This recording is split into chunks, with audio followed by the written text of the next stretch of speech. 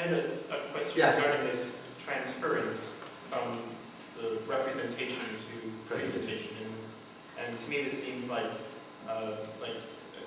Aristotle's differentiation between narration and drama, between mimesis and diegesis, the difference, similar difference. And my question is dramology, can dramology be thought of as a kind of theater?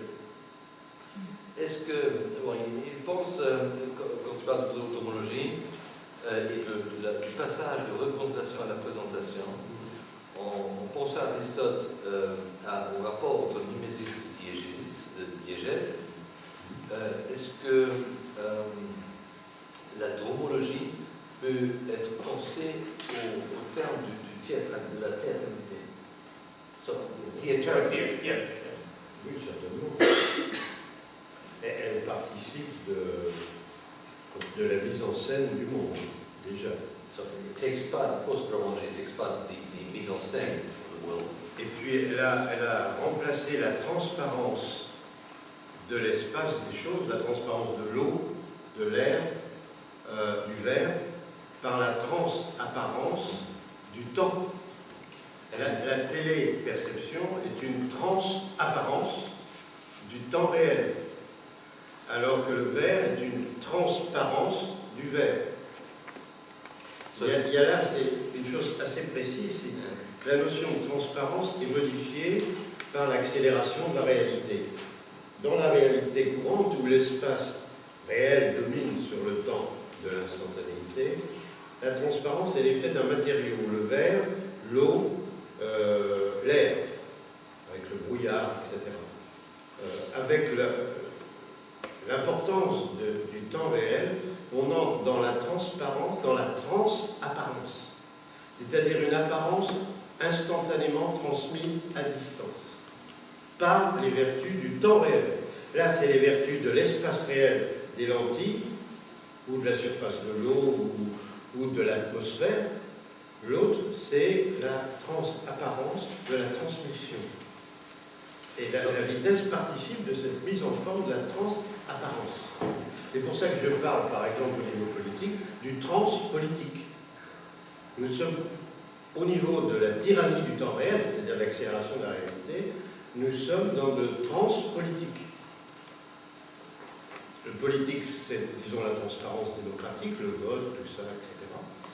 De l'espace, de la cité, de la nation. Là, c'est la transapparence du temps. C'est important. C'est banal, hein, ce que je dis, c'est banal comme tout. So that's very banal what you say. Ouais. But it's of course there's a relation which is linked to the mise en scène and which is linked to what we had in our Aristotelian terms of transparency. So like air, which is transparent, which was for the rest of the medium, or like glass, of course, constructively. And it's the passage between transparency and what Villeroy calls transappearance,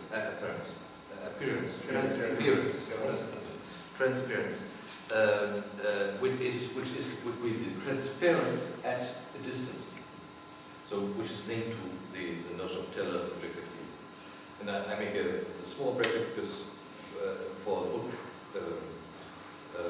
which Paul did a very important article that I published 10 years ago, which is called Les lieux du non-lieu, the places of the non-place, where he developed a long theory of what is transappearance, which it's translated English, French, and German. Transappearance. And this leads further, of course, to what he calls the transpolitique as well. So there's all which is linked to the loss of distance. So the recuperation of distance, which is the loss of distance. So this would be the linking to what used to be made on Aristotelian terms of drama. C'est d'ailleurs la vitesse de la lumière qui permet ça. And it's only by the speed of light that permits it. Transapparence, vitesse de la lumière. Live. Tu dis live comme ça? Non, mais transapparence. on fait une photo transparence.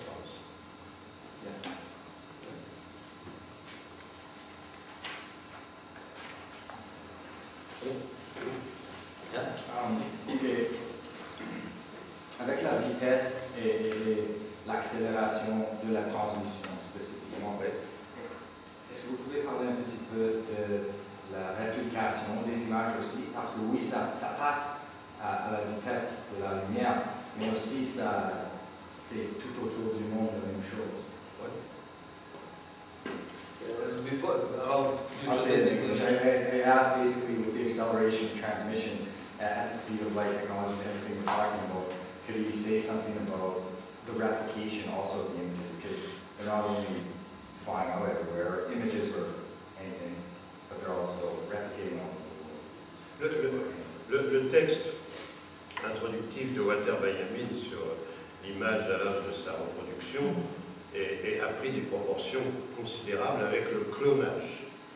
Le grand danger de l'uniformisation du monde, c'est le clonage, non seulement des images, mais des êtres à travers la génétique. C'est le conformisme intégral. C'est-à-dire qu'on entre dans une logique de la sérialité où tout est redoublé à l'infini, comme un miroir qui redouble les images.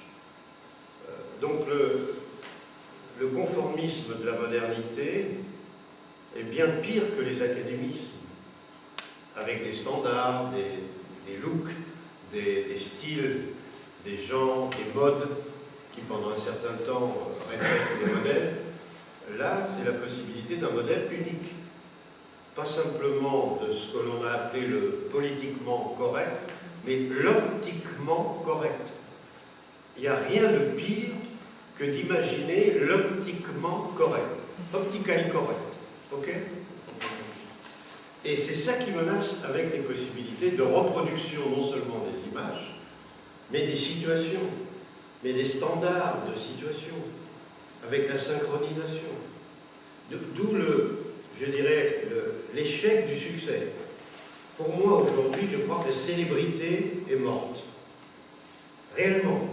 Je ne dis pas ça non plus par modestie, parce que je ne suis pas prix Nobel. Non.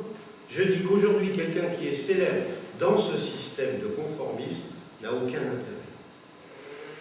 Zidane est un très bon joueur de football. J'en ai rien à foutre. Shakespeare est un grand auteur, c'est même mon philosophe préféré. Shakespeare ou Platon est célèbre. Il participe d'une célébration transhistorique, il passe à travers les âges, comme Shakespeare. Zidane, j'ai rien contre le garçon, quand je dis Zidane, si vous voulez, je ne sais pas, Madonna, si vous voulez, n'importe qui, ça ne sert à rien. D'une certaine façon, la célébrité est morte au profit de la célébration. Avant la célébrité, c'est qu'il y avait un individu, une femme, un homme, qui tout d'un coup faisait la différence, dans n'importe quel domaine. Aujourd'hui, c'est la célébration d'un standard. Que ce standard soit une star médiatique comme Zidane, ou comme un grand philosophe, Bernard-Henri Lévy, Sears, Finkielkraut, tout ce genre. Pour moi, c'est fini, terminé. La célébrité est morte dans ce conformisme médiatique. C'est louche. C'est louche. Si quelqu'un me dit vous êtes connu, je dis ça m'inquiète. Non pas par modestie. Toujours la même. Mais oui, mais oui.